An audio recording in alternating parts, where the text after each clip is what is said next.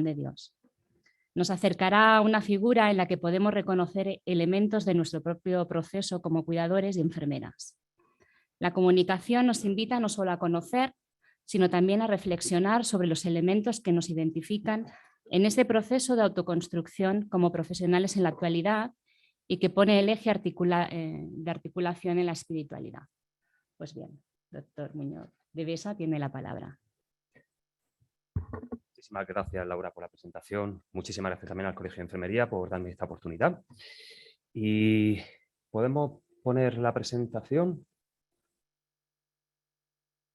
Sí. Perfecto, muchas gracias. Bien, yo voy a contar un poquito, como bien ha dicho Laura, la espiritualidad de Juan de Dios desde un lenguaje bastante actual, ¿no? Para que podamos hacerlo accesible al día de hoy y según siempre desde mi visión. Y quería partir de qué es la espiritualidad para que todos vayamos en la misma dirección. Yo parto de la definición de espiritualidad que hace la OMS en 1990, donde la persona ya es un ser biopsicosocioespiritual, pero aún así a mí me gusta explicarlo de otra manera para hacerla mucho más accesible.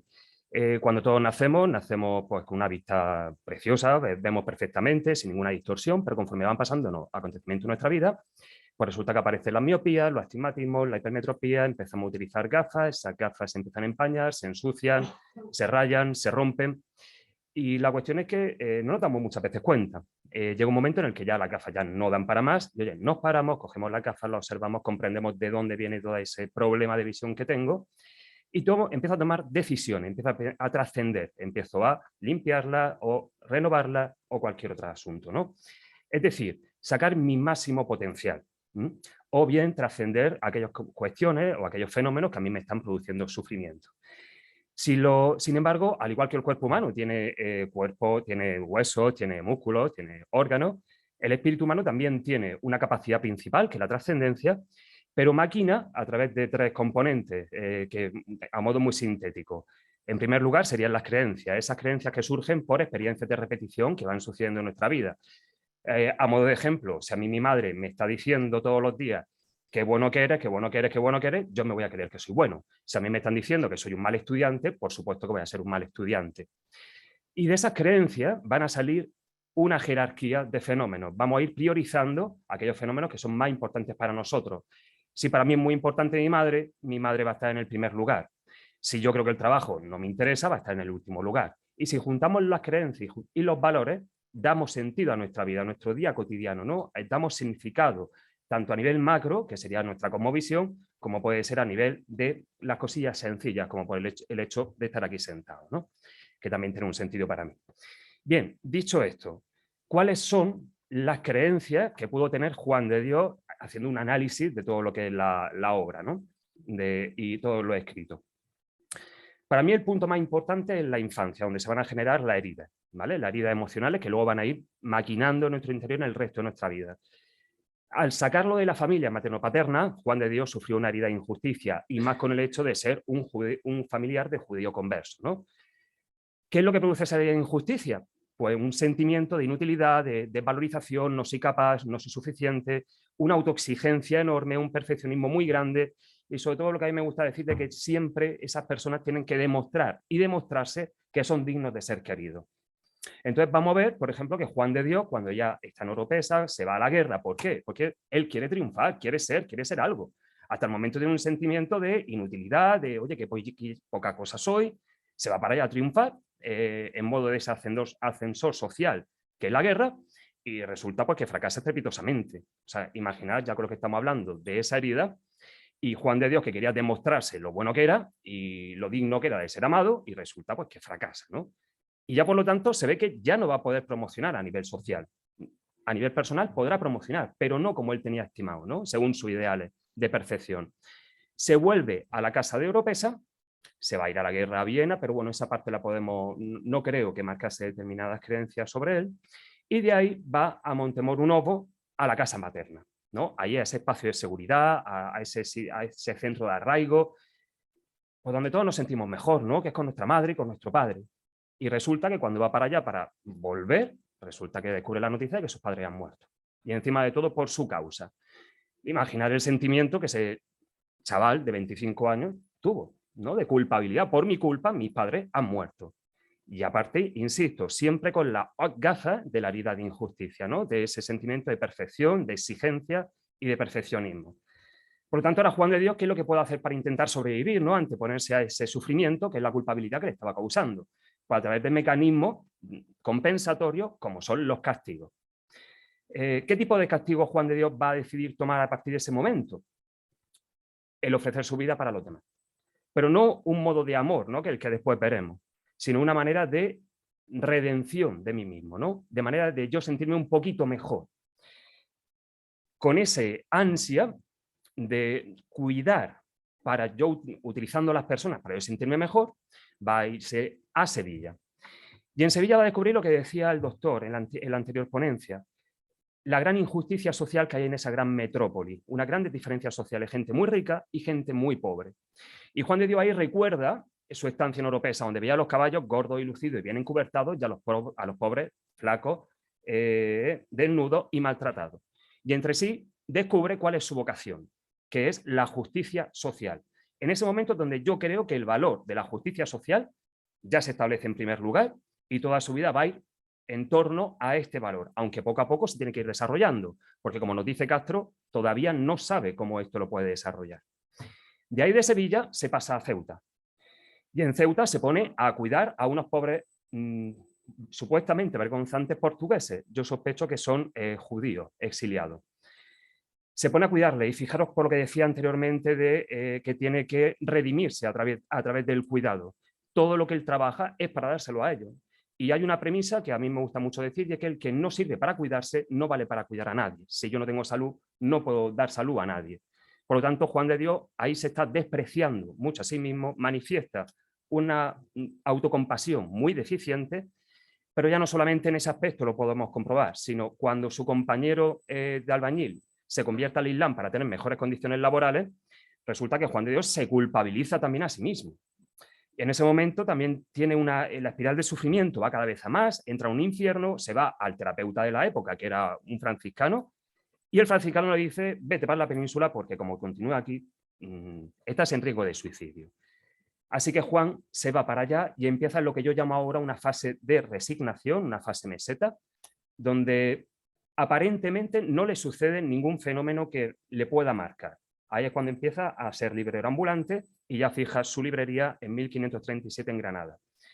¿Por qué digo en 1537? Sospecho, porque es cuando el sermón de conversión de Juan de Ávila está datado en esa fecha.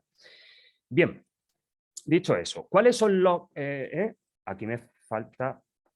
perdonad. Falta una diapositiva. Bueno, no pasa nada. ¿Cuáles son las creencias que Juan de Dios manifiesta durante esta primera etapa, ¿no? La primera, ¿qué cree sobre sí mismo? Pues que es un ser que no vale, hay un autodesprecio, no es digno de ser amado, es un ser que se tiene que redimir. ¿Cómo concibe a los demás?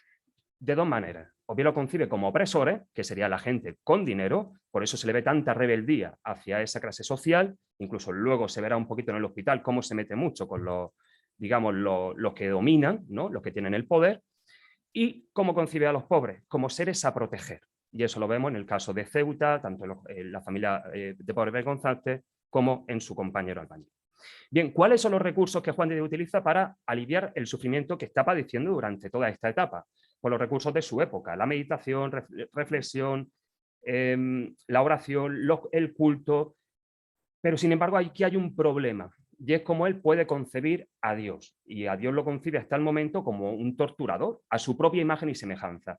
La gafa con la que él ve el mundo también interpreta así a Dios, o sea, no cree que Dios le ame como él es.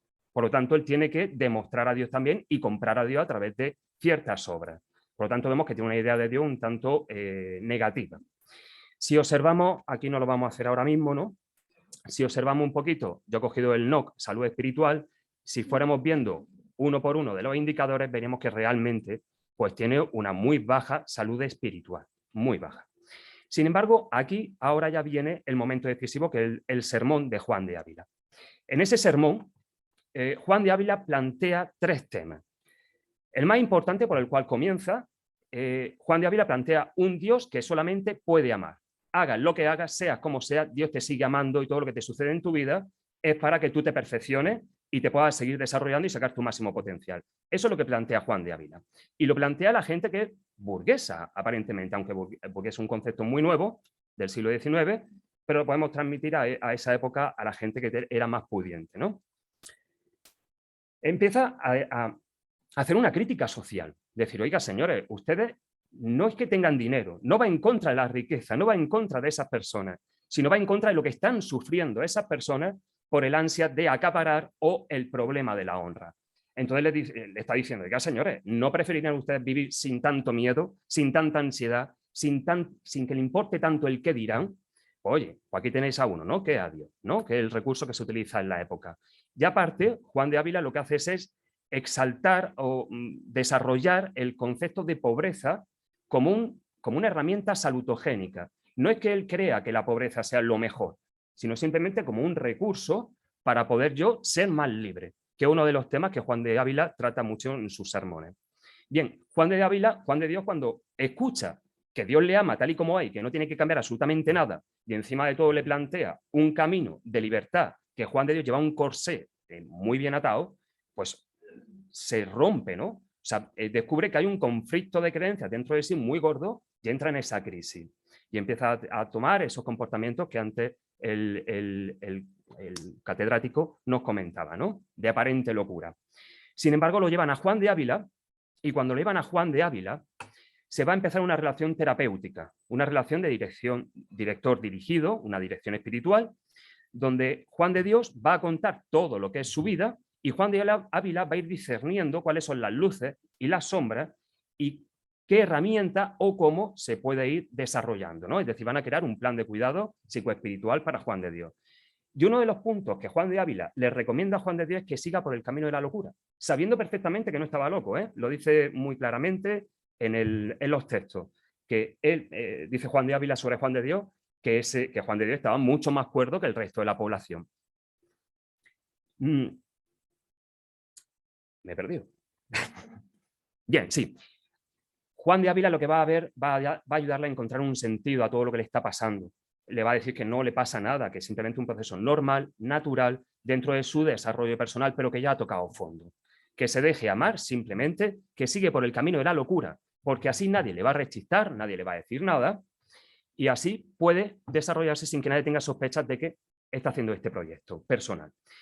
Para mí el momento importante en su desarrollo personal es el Hospital Real. ¿Por qué digo esto? Porque en el Hospital Real se ve cómo empieza desde su rebeldía, desde la lucha, desde su idea previa a ese sermón, de esa injusticia, donde empieza criticando a todo lo que son los enfermeros cuando estaban cumpliendo con su deber, ¿no? Pero ahí descubre cuál es su vocación. Quiero ser un buen enfermero y tener un hospital propio para poder cuidar como yo creo que hay que cuidar a la gente, que es con caridad, según lo que dicen los textos. Hoy en día hablaríamos de calidad, ¿no? Como bien enseña el profesor Amezcua. ¿Por qué digo que aquí es muy importante este proceso? Porque está sufriendo lo que están padeciendo los enfermos. Está padeciendo también lo que los pobres en las calles también sufren, pero no los pobres y los enfermos, sino todos, ¿no? Sufrimos por el qué dirán, por los rechazos, el miedo al abandono, y en el hospital se hace muy patente. En el hospital todos esos sufrimientos salen muy a flote, o al menos yo lo veo día a día en mi hospital, ¿no? Como la gran vulnerabilidad que sale. Y Juan de Dios ahí lo va a utilizar como un espejo. Aparte de sufrir los propios padecimientos de todos los enfermos, también a través de los enfermos se va a descubrir que él es el otro, que el otro también le está hablando de él, es un espejo para él. Y los problemas que tiene el otro, que él está viendo en el otro, son suyos propios y los tiene también que trascender. Por eso creo que en esos 3 meses o el tiempo que estuviese, fue realmente su proceso salutogénico, porque cuando sale, él pide la cédula y se la dan. O sea, que es decir, que no había mucha sospecha de que estuviera enfermo por locura. A partir de este momento sigue el proceso terapéutico con Juan de Ávila, donde le va a ir guiando en todo momento, le va a ir ayudando, va a organizar un poquito lo que es la beneficencia. Pero ¿cuáles son los recursos psicoespirituales que utiliza Juan de Dios ahora? Los mismos que en la otra etapa, no hay otro en la época, son los mismos. Quien ha cambiado a la hora de utilizarlo es Juan de Dios. ¿Por qué? Porque al cambiar la creencia que él tiene de Dios, de sí mismo y de los otros, ahora van a ser eficaces, van a ser útiles. Donde estaba el error era en las creencias o en los valores que tenía Juan de Dios antes de descubrir que, oye, que él es un ser amado. Si vemos ahora, a modo sintético, el no con los indicadores va a ser mucho más sencillo para comprender cómo se va a desarrollar. Juan de Dios antes no confía en sí mismo. No confía tampoco en que la vida sea un lugar seguro, que el mundo es un lugar incierto, hostil, donde a ver por dónde me va a venir ahora la torta. Juan de Dios ahora confía, sabiendo que todo lo que va sucediendo es bueno para sí y también es para los demás. Confía. Y también confía en sí mismo, que a pesar de sus errores o de sus bloqueos o sus resistencias, puede avanzar y puede trascenderlas y aprovecharlas. También hay una gran expresión de esperanza en este proceso. ¿Esperanza en qué? Yo no puedo cambiar el mundo. Y Juan de Dios también era muy consciente de que él solo no podía cambiar el mundo, pero es que ese ideal también desaparece de él. Él simplemente actúa, va plantando semillas, pero sin hacer ningún tipo de juicio si eso es bueno o si es malo. Se deja llevar por ese amor que está recibiendo continuamente y oye, y se deja llevar. ¿Por qué puede esperar? Porque puede esperar un mundo que sea mejor. Lo vea realizado o no lo vea realizado, pero puede esperar. ¿Qué significado Juan de Dios le da a la vida? En el siglo XVI la vida es un tránsito para llegar lo que al cielo, ¿no? Pero Juan de Ávila se lo enseñaría claramente o en cualquier momento, en cualquier reunión de la que tuvieron, donde decían que el cielo se vive ya aquí en la tierra. Se empieza aquí, poco a poco se va subiendo por una escalera y al final acaba en el cielo, ¿no? Y para Juan de Dios es eso. Aunque en las cartas, sobre todo en la tercera carta a la duquesa es esa, hace mucho hincapié cuando le dice lo de hay que hacer mucha penitencia. A mí me gusta también comprender ese concepto de penitencia, ¿no? Hoy en día lo vemos como algo de maltrato, de castigo a sí mismo, ¿no? Para mí, el concepto que Juan de Dios utiliza en ese momento, o también utiliza Juan de Ávila, es un concepto de observación, de comprensión y de aceptación de lo que hay para poder trascenderlo, pero sin ningún tinte negativo de me voy a castigar, ¿no? A pesar de que sabemos que Juan de Dios ayunaba bastante y también pasaba mucho sueño, ¿no? Pero no como una tortura, sino como algo que sale del amor mismo, ¿no? Antes del encuentro con Juan de Ávila, Juan de Dios manifiesta una ansiedad enorme. Siempre está preocupado, siempre tiene miedo, siempre tiene alguna cuestión. Ahora Juan de Dios tiene serenidad. Y mira que tenía problemas, que decía que le daba miedo salir a la calle por tantas deudas que tenía. Pero sin embargo lo ve con serenidad. Yo no le veo con angustia, con ansiedad, sino simplemente como, oye, hay unas preocupaciones, pero confío que la vida lo va a resolver. Hay una gran expresión de amor por Juan de Dios, pero como este amor no es un amor sensible, no un amor romántico, sino un amor que es acción. Y es un amor donde se encuentra con el otro y ahí es donde veo que Juan de Dios no es un místico al uso, como puede ser Santa Teresa o Juan de la Cruz o Juan de Ávila, sino que es un místico de la acción. Él a través de la acción con el otro, mientras estaba cuidando, el amor estaba aumentando en él y conectaba con ese amor. Y cuanto más cuidaba, más crecía. Antes de ese proceso, cuando cuidaba a los pobres, Juan de Dios lo que hacía era simplemente paliar su sufrimiento a través de los otros. Ahora Juan de Dios ya no tiene nada que paliar, es como, vale, muy bien, tengo problemas, tengo dificultades, tengo heridas, tengo sufrimiento, pero eso no es lo importante, ¿no? Lo importante es el amor que se genera entre esas dos personas. Ahora se perdona a sí mismo. ¿Cuántas veces le vemos en la biografía de Castro decir que pasan cualquier cosucha y él se ríe de sí mismo, ¿no? Cuando se cae con el pobre. E incluso se dice algún chascarrillo que se decía en la época. O sea, ya no le preocupa tanto el fastidiarlo o el hacer la cosa mal, sino simplemente el hacerla. Él sigue adelante, no se le cuestiona nada y ese perdón lo tiene muy integrado. Y a la misma vez también lo facilita muchísimo a los demás, ¿no? Lo decíais antes con Antón Martín y Pedro Velasco. Y hay que recordar que estuvo en Baeza, donde Baeza estuvo en dos bloques, estaban cabreados en la ciudad entera, y Juan de Ávila medió para que los dos bandos se pudieran reconciliar. Y seguramente Juan de Dios conocería también ese recurso que es el perdón para generar comunión. Porque un dato que a mí me resulta muy interesante en la espiritualidad de Juan de Dios es cómo allá donde va generando unión, va generando comunión de personas, por muy diferentes que sean, por muy rico, por muy pobre. Aquí hay una gran diferencia respecto al tiempo anterior a Juan de Ávila, ¿no? Juan de Dios va creando comunidad de personas, comunidades donde todos se van comprendiendo, todos se ven, se miran, se comprenden y se sienten complementarios unos de otros, se sienten parte de una totalidad, de una unidad. Ahora Juan de Dios empieza a rezar con esa concepción de la que hablábamos antes de dejarse amar. Ya no tiene que decir tantas palabras, Juan de Ávila le tira de la oreja porque resulta que no reza casi nada. El padre Portillo también. Pedro Guerrero también. Y Juan de Dios resulta que sí que rezaba, pero de otra manera. A través del cuidado del otro ya estaba haciendo una oración, ¿no? Ya estaba haciendo una meditación, una reflexión a través de todo lo que estaba sucediéndole en su vida y también lo que estaba viendo en el mundo. Es decir, que Juan de Dios ahora tiene una espiritualidad muy de gratitud. Se siente agradecido, está agradecido a la vida, tiene motivos para estar agradecido. Cuando antes de ese desarrollo espiritual que él realiza, todo era anodino, no tenía sentido, todo era incoherente. Y ahora en su vida todo es coherencia, porque está en el sitio donde tiene que estar, que es donde estaba todo el tiempo. Anterior a Juan de Ávila estaba pidiendo encontrar su lugar en el mundo. Y con Juan de Ávila lo encuentra, y especialmente en el Hospital Real. Así que sin más, muchísimas gracias.